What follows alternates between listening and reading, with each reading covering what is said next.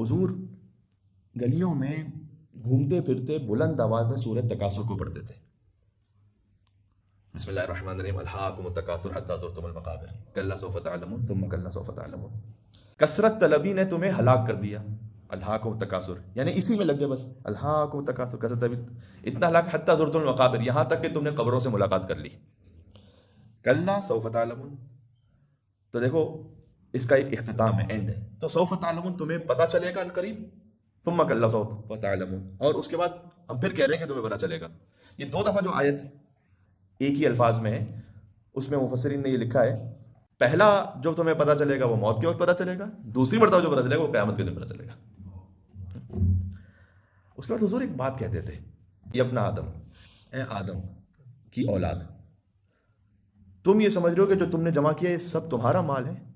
تمہارا مال اس میں سے وہ ہے کہ ما اکلتا او لبستا او تصدقتا، جتنا تم نے کھایا وہ تمہارا ہے، وہ تو کھا ہی لیا، اور جو پہن لیا وہ بھی تمہارا ہے، اور جو صدقہ کر دیا اللہ کی راہ میں. باقی در حقیقت تمہارا ہے نہیں، ابھی رکھا ہوا ہے خالی تمہارے نام سے. یہ بات سمجھ آ رہی ہے کہ جو کھا لیا وہ تمہارا ہے، جو پہن لیا تمہارا ہے، جو صدقہ کر دیا تمہارا ہے، باقی تمہارے نام سے رکھا ہوا ہے. اتنا بھی نہیں انسان کو حق ظاہر ہے کہ اگر بیمار ہو جائے اور وصیت کرنے کا موقع ہے تو 1/3 سے زیادہ وصیت کر سکے. ٹھیک ہے، آخری بات اس میں کرتا ہوں، بات ختم کرتا ہوں. تلک الایام نداولها بین الناس، یہ اللہ عز و جل نے سورہ آل عمران میں کہا ہے کہ یہ وہ دن ہے کہ جو ہم پلٹاتے رہتے ہیں لوگوں کے درمیان.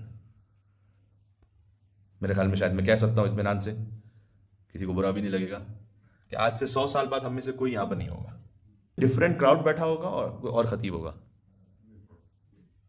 100 سال بعد میں تو ہم میں سے کوئی بھی نہیں ہے. تو یہ وہ ایام ہے جو اللہ پلٹاتا رہتا ہے. آج ہم اس کا مطلب یہ نہیں کہ ہمیشہ ہے.